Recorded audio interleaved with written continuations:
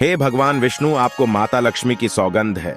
अगर आज अक्षय तृतीया की इस वीडियो को जो भी सच्चे दिल से लाइक करें, उसकी तमाम गरीबी, रोग दोष, परेशानी, कष्ट, कुंडली दोष, राहु दोष, पितृदोष, मंगल दोष, शनि दोष सब दूर कर देना। जय श्री हरिजय लक्ष्मी जी। लाइक जरूर करें, आपका बेड़ा पार हो जाएगा। दोस्तों, अक्षय तृतीया है यानी गर्मियों का धनतेरस। प्रभु कहते हैं ना, माधव समूह मासो न कृतेन, युगम समम नचवेद, समम शास्त्रम न तीर्थम, गंगायाम समम, वैशाख की तरह कोई माह नहीं, सतयु की तरह कोई युग नहीं, वेद की तरह कोई शास्त्र नहीं और गंगा की तरह कोई तीर्थ नहीं।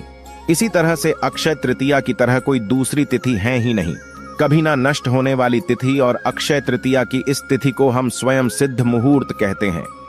हमारे शास्त्रों में 3.5 अबूझ मुहूर्त बताए गए हैं और जिस दिन आप किसी पंडित, किसी ज्योतिष से पूछे बिना कोई भी शुभ कार्य हो, 16 संस्कार हो कर सकते हैं।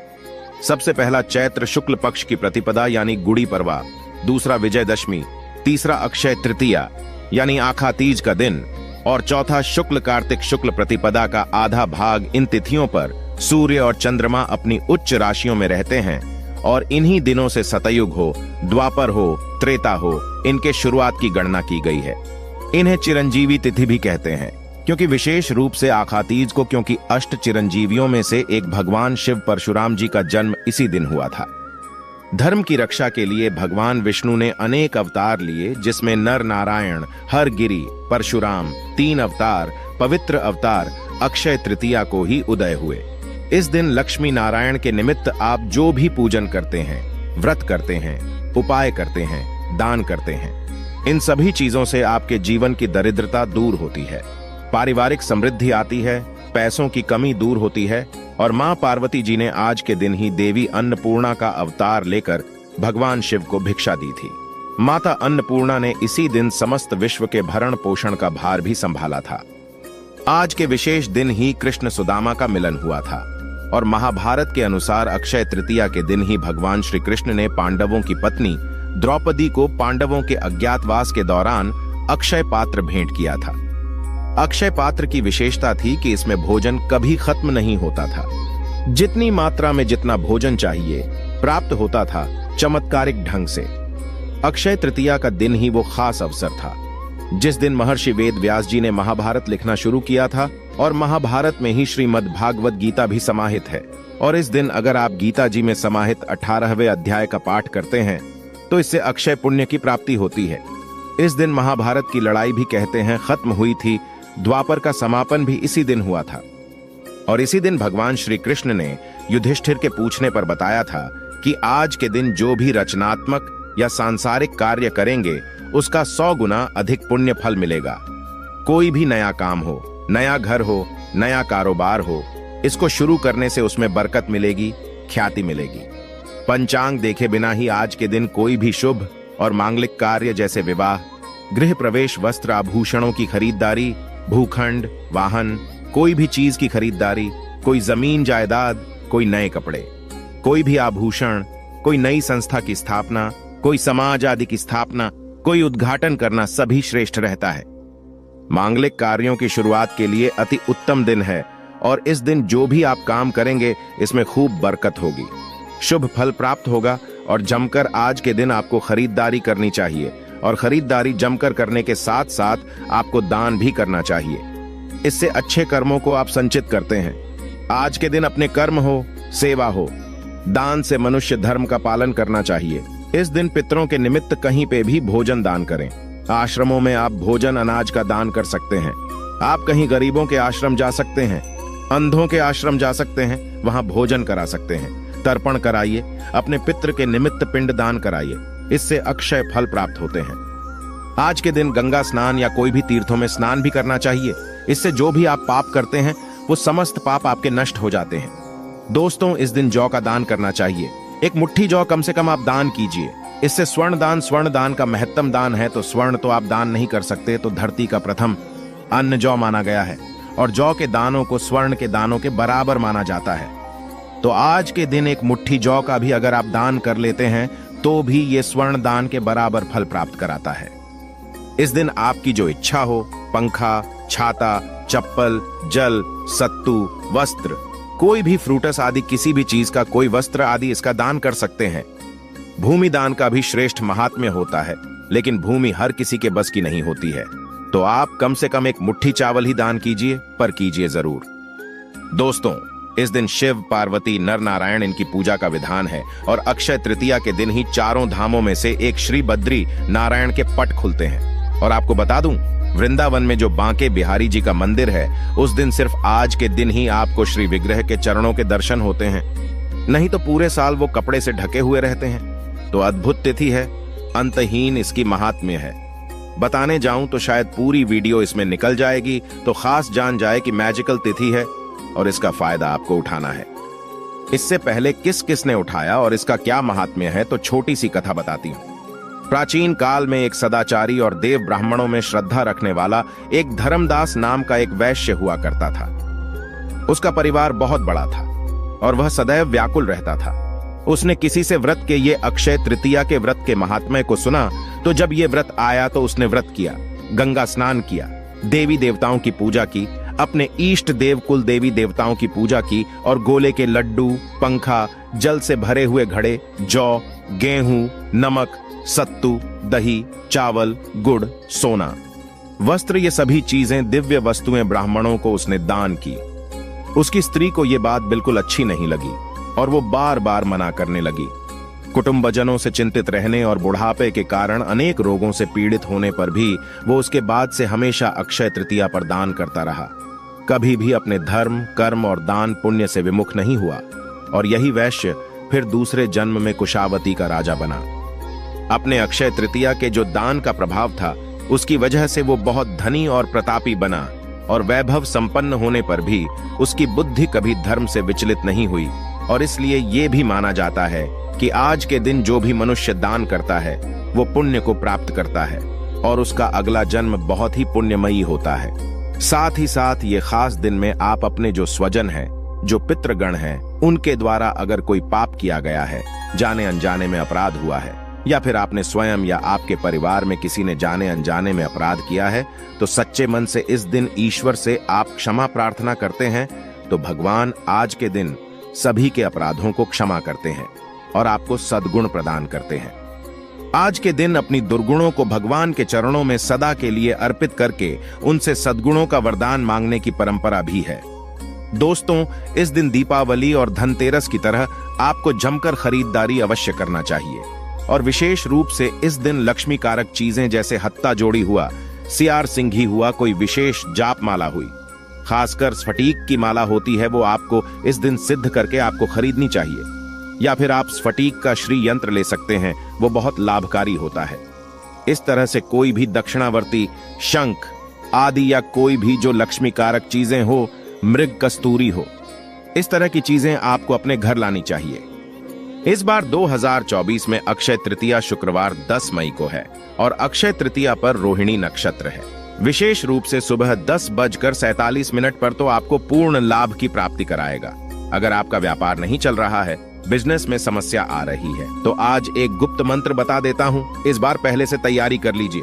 धनतेरस की भांति आपको शॉपिंग तो करनी ही है, अक्षय तृतीया पर क्या खरीदना है मैं बाद में बताऊंगा। और यदि आप बरकत चाहते हैं और आपके पास ऑलरेडी कोई अभिमंत्रित चीज है घर में, तो या तो उस पे आपको ये उपाय करना है, या फिर आपको खरीदकर अभिमंत्रित कोई भी चीज हो, जैसे कि कोई लक्ष्मी कारक चीज हो, हत्ता जोड़ी हो, सियार सिंघी हो, विशेष रूप से पीली लक्ष्मी कौड़िया जो होती है, वो अगर हो तो आपको प्राप्त कर लेनी है।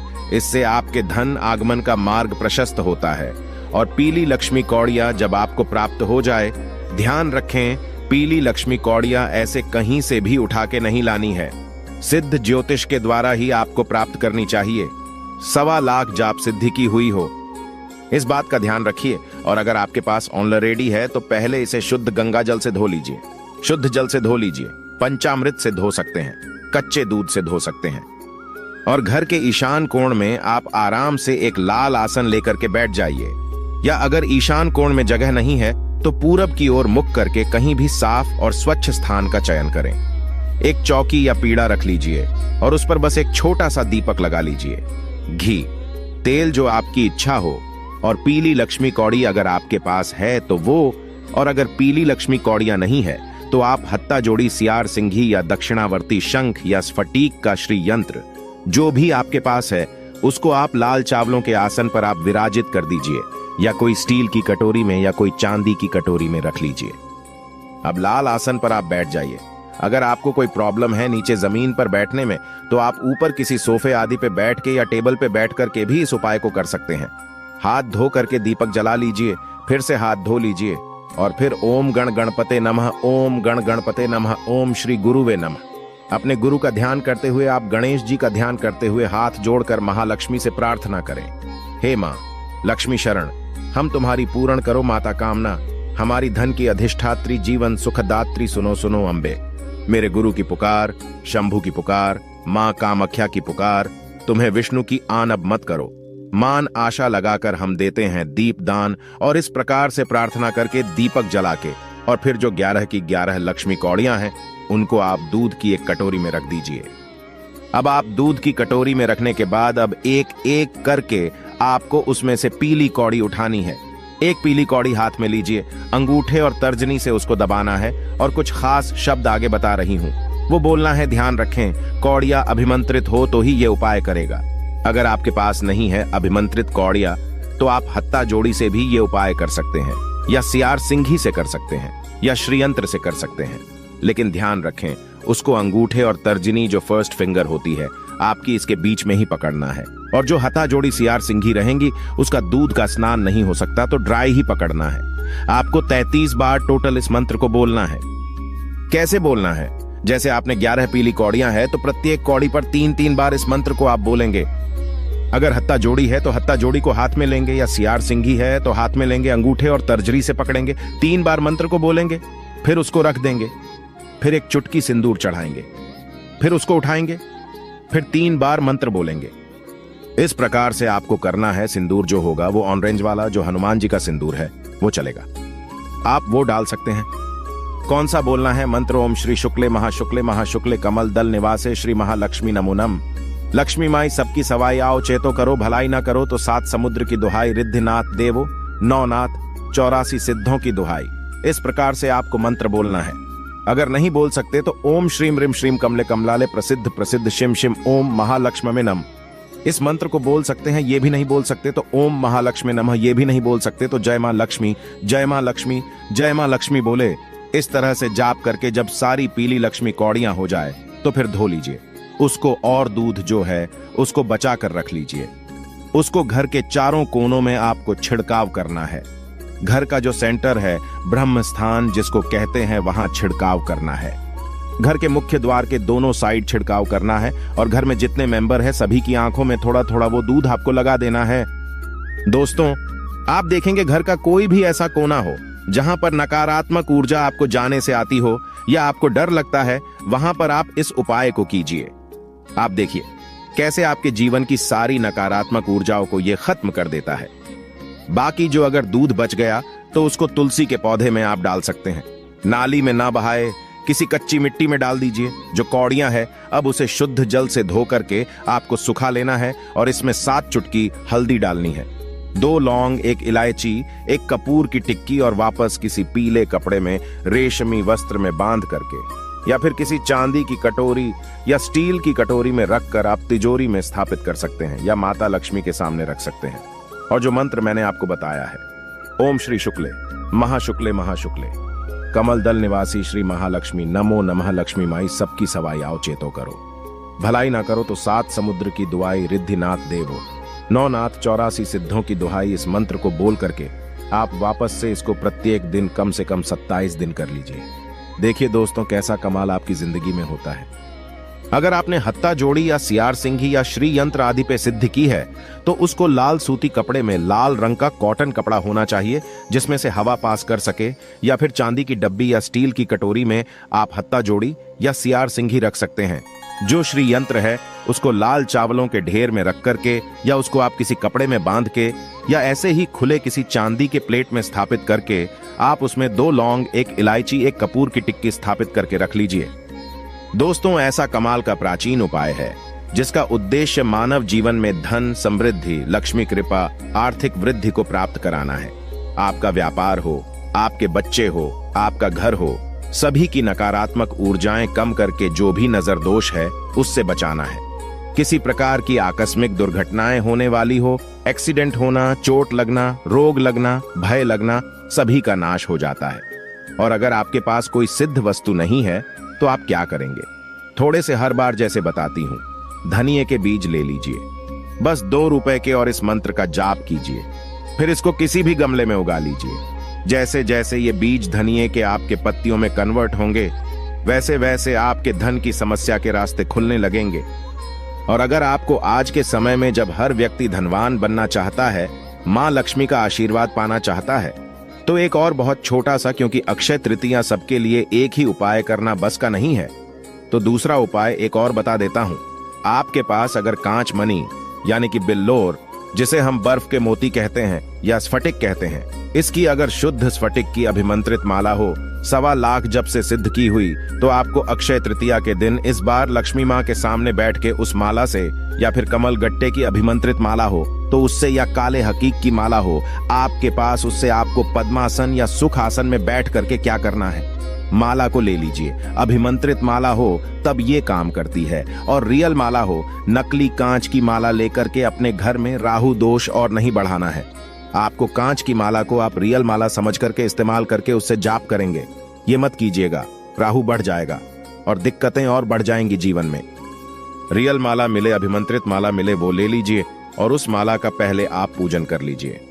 थोड़ा सा उस माला पे जल छिड़क लीजिए, शुद्धता का भाव करके थोड़ा तिलक करिए कुमकुम से, और फिर मध्यमा उंगली पर माला को अपने सीने से करीब 4 अंगुल की दूरी पे रखना है, और अंगूठे से एक एक मन का आगे करते हुए बोले, ओम श्रीम रिम क्लिम श्री सिद्ध लक्ष्मी नम, ओम श्रीम रिम क्लिम श्री सिद्ध लक्ष्मी नम। इस मंत्र का जाप कर जाइए, नहीं तो ओम श्री महालक्ष्मी विद्यमये विष्णु पत्नी च धीमहि तन्नो लक्ष्मी प्रचोदयात्। लक्ष्मी गायत्री मंत्र है, आप इसका जाप कर सकते हैं। और इसके बाद आपको एक माला मां लक्ष्मी के 18 पुत्रों के नाम की करनी है।